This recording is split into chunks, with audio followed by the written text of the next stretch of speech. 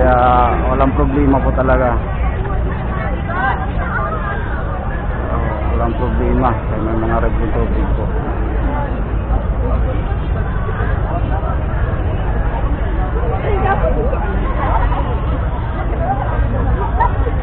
Ay, ang init.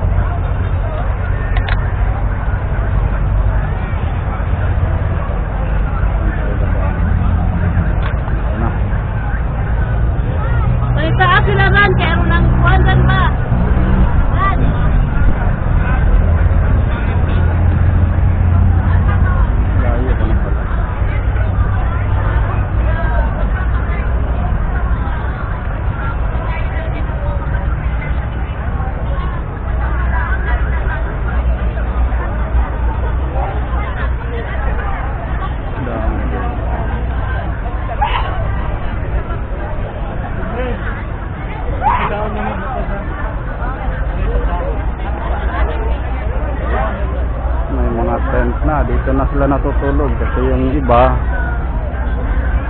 kahapon pa nandito na yung iba. Layo na po.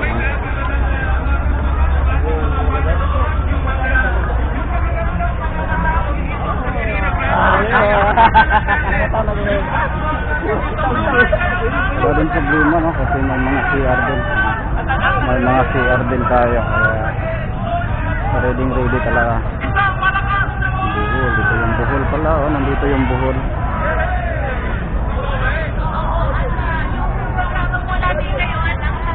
Mga kapatid natin, Brad. Shout out, Brad. Hi.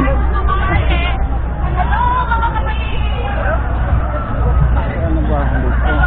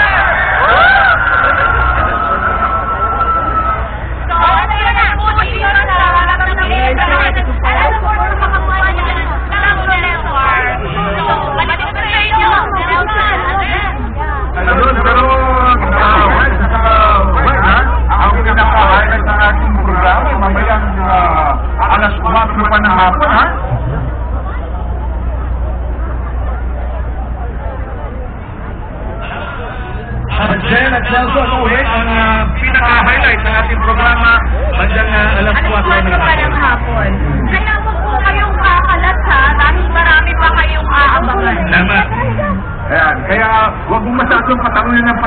mga nasa likod doon, baka mapagod na. Mahaba pa. Mahaba pa yung kanila paghihintay siya, ano ha? Ay, gusto yata tumakad. Gusto na agad ka na. Nakot na puno ng energy! Isang energy na! Hindi maubos ang energy ng mga kababayan natin. Mga taga-saan na yung nasa likod mo? Anong probinsya galing yan? O dito sa Metro Manila? Daming kapatid. Ito! Mga taga, meron dito, mga taga-Batangas. Marami. Quezon! Marikina! Ang data dyan, mga estudyante mo yata, Western Division, eh. Makalimutan tayo, lagot tayo. Ayun! Taga Cavite, humahapon. Ay di, pero taga lang, mukhang ang ganda ng panahon ha, hindi ba masyadong mainit? Kasi ihip ng hangin ngayon ito, ay medyo malamig, wet, at saka wet.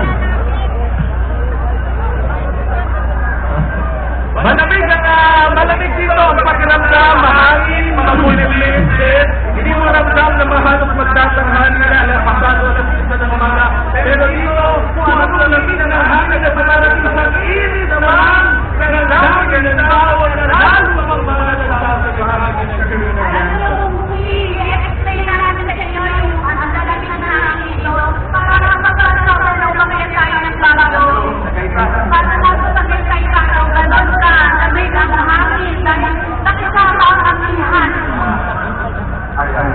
Sige, balikan natin natin sa tayo ng surway sa kawag sa pagpahagi ng ganitong granda. Ay, ano? At ang kandang ito ang programa para sa kanyang bago for Pinsan Cebu City. Ginawa po indirektan ng mga gumagalo ang pagkunan sa kanilang pagtuko sa pagkinipo. Si Mark De La Rosa, nandyan po sa Cebu City. Mark? Yan po, naitanin po kayo dito sa Cebu ang Limang Nasal. Partikular na ito sa Cebu City Passport para sa Paysaya National Rally for Music. Ayan po, nakita po natin ngayon na po natin mga kababayan. Kanina po, nakambon, tumugulan. Ngayon po ay iba-iba man ang panahon dito sa Cebu, iisa lang ang hindi magbabago. Yan ay pagkakaisa ng bawat Pilipino sa pagkakaisa ng kapayapaan sa ating bansa. Kanina mga alas 3 ng madaling araw alas 4 ay dumating na o dumating tayo at makabayang pagwan dito. Upang makita ng pusong suporta sa pagkikipon. Ang pagkikipon ito ay sinasagawa upang bigyan din ang halaga ng pagkakasa tungo sa pangaring maiwasan ang pagkakawat at watak ng mga Pilipino at ating bayan. Unang set kanina noong entertainment program dito sa Cebu at ngayon ay manonood sila ng ating special coverage. Maitagpad ko lamang po na hindi lamang mga miyembro ng Iglesia ni Cristo ang nakikisalita sa atin, maging ang ating mga kababayan mula sa iba't ibang religiyon ay narito rin upang payag ng Panginoon isa nagdikain ng kapayapaan.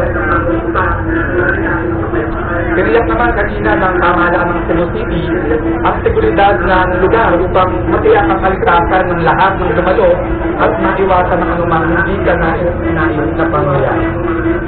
Nag-deploy din ng haligit 300 mga kapulisan dito para matiyak ang seguridad. Inangyari ang Cebu City Service Federation. Salamat, Mark.